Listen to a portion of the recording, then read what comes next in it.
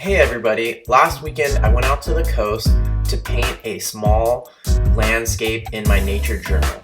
Painting these small landscapes or landscapitos is one of my favorite things to do in my nature journal and is a great way to capture the sense of place in less than an hour. Got here and saw this little window, so I'm gonna do a landscapito in my nature journal first.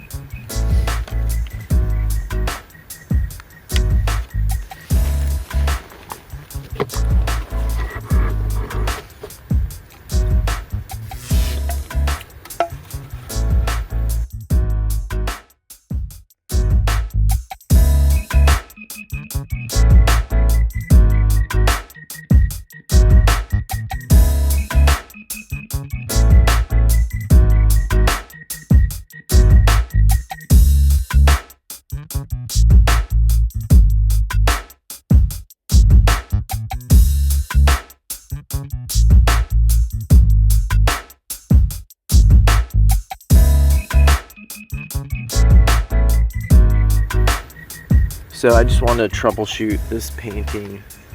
I'm doing this little landscapito, and I made a decision to crop it in this interesting way. The cropping decision is one of the easiest ways to affect the outcome of your painting in a landscape. By doing a strange shape, it automatically makes it more dramatic.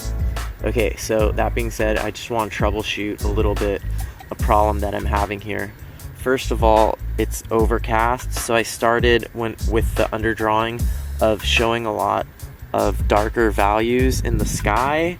That makes it automatically a little bit challenging to get the pale colors of the sand and the grass to read, because usually the sky is a lighter value than the plane of the ground.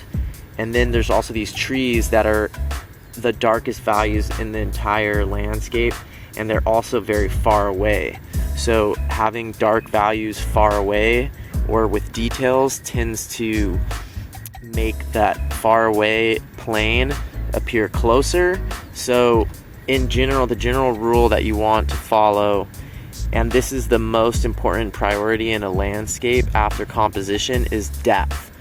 And so you want to create the illusion of depth. Any way that you can do that is beneficial. And so darker colors with more contrast, more warmth, more saturation in the front, and lighter colors with less contrast and less saturation and less warmth in the background, and your eyes automatically read that as distance.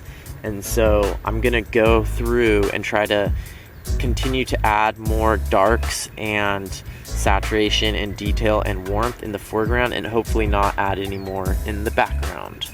That's how you would get around this particular problem. Alright, so I don't know if you can see this, but the sun came out now, and I've continued to work on this little landscape painting, and I'm getting the values close to what they look like out there, but at the same time it's hard to get the depth. One of the things that I'm realizing is this dune grass, when it's really dry, it actually reflects the sun. That makes it a deceivingly light value. It's like a gray color, but the value is so light, it's lighter than the sky in a lot of cases, and that is a difficulty for creating the illusion of depth on a two-dimensional piece of paper.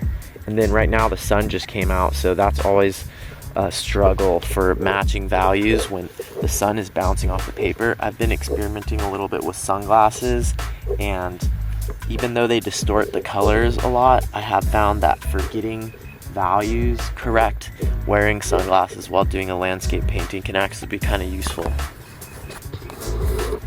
Alright, so I'm gonna call it with this landscape and just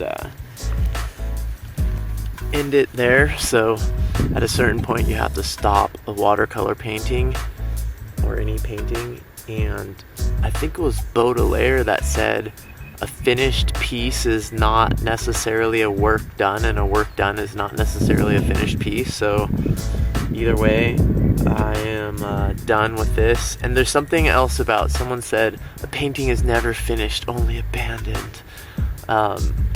So that's a very that has a strong negative connotation to it, or sort of depressed perspective on it. But anyways, I'm done here. And one of the main challenges, like I said, was the value with the grass. You can see this landscape is really interesting in that way. And the other thing that was a challenge was the color of this ice plant is really crazy. And so sometimes when you're making a landscape, it's like our brain has this cartoon idea of what color plants should be, and when you see plants that don't match that sort of cartoon, sometimes it's harder to make a landscape painting read. And what else? Been paying attention to this phoebe that keeps landing on the tree, so I have a couple little notes about that phoebe here, which was fun to observe. It's over there right now. Probably can't see it, but yeah, all in all, another mistake I made, or a thing that would have been easier if I had made this smaller, I would have probably been able to learn more. Like, I could have made maybe 10 versions of that in thumbnails, and that iteration, like I've mentioned before, can accelerate your learning more than biting off one huge piece. I definitely reached a point in this painting where I was almost ready to give up, and I'm glad I pushed through. It was looking a little bit bad for a while and very flat, so I'm glad I pushed through a little bit beyond my comfort zone and kept going with it, and I'm happy with the result. I feel like I definitely learned and practiced, and the product is okay too.